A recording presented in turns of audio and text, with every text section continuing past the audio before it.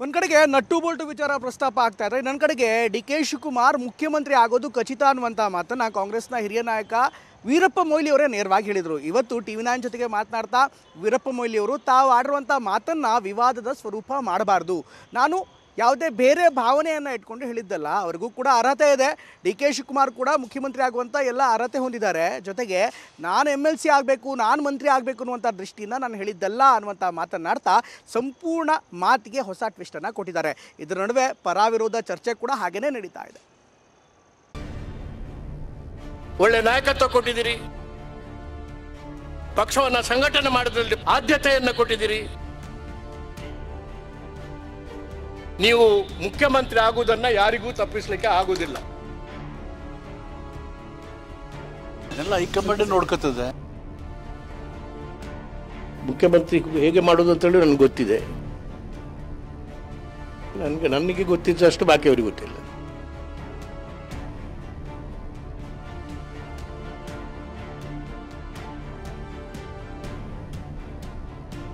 ಕಿಚ್ಚು ಹಚ್ಚಿದ ಮೊಯ್ಲಿ ಮಾತು ಸಮರ್ಥನೆಯ ಗತ್ತು.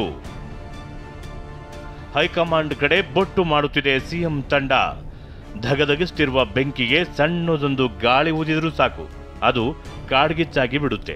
ಪವರ್ ಶೇರಿಂಗ್ ಗೊಂದಲ ಕೊತ ಕೊತ ಕುದಿಯುತ್ತಿರುವ ಹೊತ್ತಲ್ಲೇ ಕಾಂಗ್ರೆಸ್ನ ಹಿರಿಯ ನಾಯಕ ವೀರಪ್ಪ ಮೊಯ್ಲಿ ಆಡಿದ ಸ್ಫೋಟಕ ಹೇಳಿಕೆ ಕಾಂಗ್ರೆಸ್ ಕೋಟೆಯಲ್ಲಿ ಸಂಚಲನ ಸೃಷ್ಟಿಸಿದೆ. ಆ ಮಾತಿನ ಝಲಕ್ ಕೇಳಿಬಿಡಿ. ಡಿ ಕೆ ಶಿವಕುಮಾರ್ ಅವರು ಹೇಳತಕ್ಕಂಥದ್ದು, ಒಳ್ಳೆ ನಾಯಕತ್ವ ಕೊಟ್ಟಿದ್ದೀರಿ, ಪಕ್ಷವನ್ನು ಸಂಘಟನೆ ಮಾಡೋದ್ರಲ್ಲಿ ಪ್ರಾಥಮಿಕ ಆದ್ಯತೆಯನ್ನು ಕೊಟ್ಟಿದ್ದೀರಿ. ಯಾರು ಇದರ ಬಗ್ಗೆ ಹೇಳಿಕೆಗಳು ಬರ್ತಾನೆ ಇದ್ದಾರೆ, ಹೋಗ್ತಾನೆ ಇದ್ದಾರೆ, ಆದರೆ ನೀವು ಮುಖ್ಯಮಂತ್ರಿ ಆಗುವುದನ್ನು ಯಾರಿಗೂ ತಪ್ಪಿಸಲಿಕ್ಕೆ ಆಗುವುದಿಲ್ಲ. ಎಸ್, ವೀರಪ್ಪ ಮೊಯ್ಲಿ ಹೀಗೆ ಹೇಳುತ್ತಿದ್ರೆ ವೇದಿಕೆಯಲ್ಲಿ ಕೂತಲೇ DCM DK ಮುಗುಳ್ನಗುತ್ತಿದ್ರು. ಇದೀಗ DKಶಿ CM ಆಗಿಯೇ ಆಗ್ತಾರೆ ಎಂಬ ಮಾತಿಗೆ ಮತ್ತಷ್ಟು ಪೌಷ್ಟಿಕಾಂಶ ತುಂಬಿರುವ ವೀರಪ್ಪ ಮೊಯ್ಲಿ ತಮ್ಮ ಮಾತಿಗೆ ಸಮರ್ಥನೀಯ ಪೋಷಾಕು ತೊಡಿಸಿದ್ದಾರೆ. DK ಶಿವಕುಮಾರ್ಗೆ CM ಆಗುವ ಅರ್ಹತೆ ಇದೆ ಎಂಬುದನ್ನು ಯಾರೂ ತಳ್ಳಿ ಹಾಕುವಂತಿಲ್ಲ ಎಂದಿದ್ದಾರೆ. ಅಷ್ಟೇ ಅಲ್ಲ, ತನ್ನ ಮಾತಿನ ಅರ್ಥ ತಕ್ಷಣವೇ ಸಿದ್ದರಾಮಯ್ಯರನ್ನ ಬದಲಾಯಿಸಿ ಎಂಬುದು ಅಲ್ಲ ಎಂಬ ಲಾಜಿಕ್ ಕೂಡ ವೀರಪ್ಪ ಮೊಯ್ಲಿ ಮುಂದಿಟ್ಟಿದ್ದಾರೆ. ನನ್ನ ಅರ್ಥ ಏನಂತೇಳಿದರೆ, ಈಗ ತಕ್ಷಣ ಸಿದ್ದರಾಮಯ್ಯ ಬದಲಾವಣೆ ಮಾಡಿ ನಿಮ್ಮನ್ನು ಮಾಡಲಿ ಅಂತೇಳಿ ಆ ಅರ್ಥನೇ ಅಲ್ಲ. ಅದರಲ್ಲಿ ಸ್ವಲ್ಪನೂ ಅರ್ಥ ಇರಲಿಲ್ಲ. ಈ ಮುಖ್ಯಮಂತ್ರಿಯ ಚರ್ಚೆಯನ್ನು ಮಾಡಬಾರ್ದು ಅಂತೇಳಿ ಹೇಳಿದೆ ನಾನು. ಮುಖ್ಯಮಂತ್ರಿಯ ಚರ್ಚೆ ಮಾಡಲೇಬಾರ್ದು.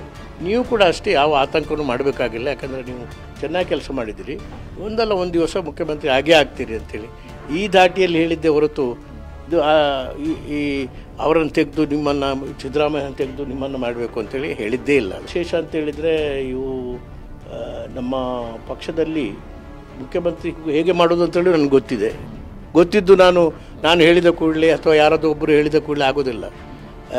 ಅಲ್ಲಿ MLAಗಳ ಹತ್ರ ಮಾತಾಡಬೇಕು, ಕಾರ್ಯಕರ್ತರ ಆಶಯ ಇರಬೇಕು, ಮತ್ತು ಕೇಂದ್ರ ಸರ್ಕಾರ, ಕೇಂದ್ರ ನಮ್ಮ ಇದು AICC ಒಬ್ಬ ಮಾಡಲಿಕ್ಕೆ ಆಗೋದಿಲ್ಲ.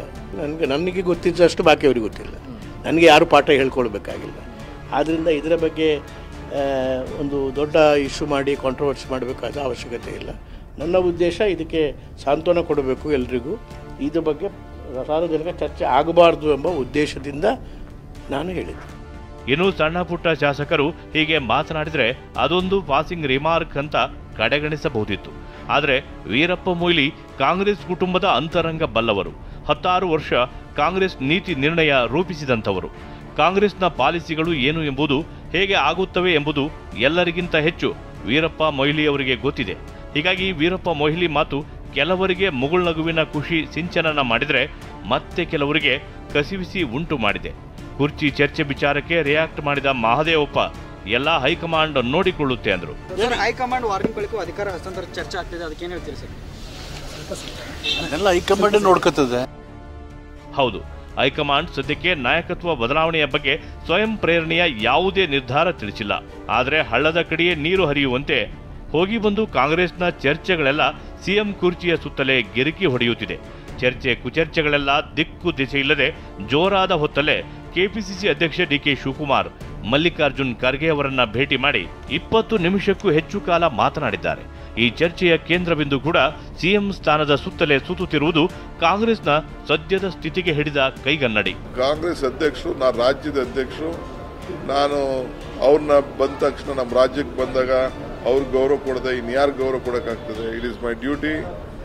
ಏನು ಕೆಲವು ವಿಚಾರಗಳನ್ನ ಪಕ್ಷದ ವಿಚಾರ ಈಗ ಹೊಸ ಆಫೀಸ್ನ ಭೂಮಿ ಪೂಜೆ ಮಾಡ್ತಾ ಇದ್ದೀನಿ, ಈ ತಿಂಗಳಲ್ಲೇ ಡೇಟ್ ಕೊಡಿ ಅಂತ ಅವ್ರಿಗೊಂದು ರಿಕ್ವೆಸ್ಟ್ ಮಾಡಿದ್ದೀನಿ. ಅದು ಬಿಟ್ಟರೆ ಬೇರೆ ಏನಿಲ್ಲ. ಅರ್ಥ ಯಾರು ಬೇಕಾದ್ರೂ ಮಾಡ್ಕೊಳ್ಳಿ, 1000 ಚರ್ಚೆ ಮಾಡಲಿ, ಏನು ಬೇಕಾದ್ರೂ ಮಾಡಲಿ. ಕಾಂಗ್ರೆಸ್ ಕುರ್ಚಿ ಕಾಳಗಕ್ಕೆ ಬಿಜೆಪಿ ಸಂಸದ ಗೋವಿಂದ ಕಾರಜೋಳ ಕಾಲೆಳೆದಿದ್ದಾರೆ. ಗುಂಪುಗಳಾಗಿ ಬದಲಾಗ್ತಾ ಇದ್ದಾರೆ. ಆಡಳಿತದ ಕಡೆ ಲಕ್ಷ್ಯ ಇಲ್ಲ.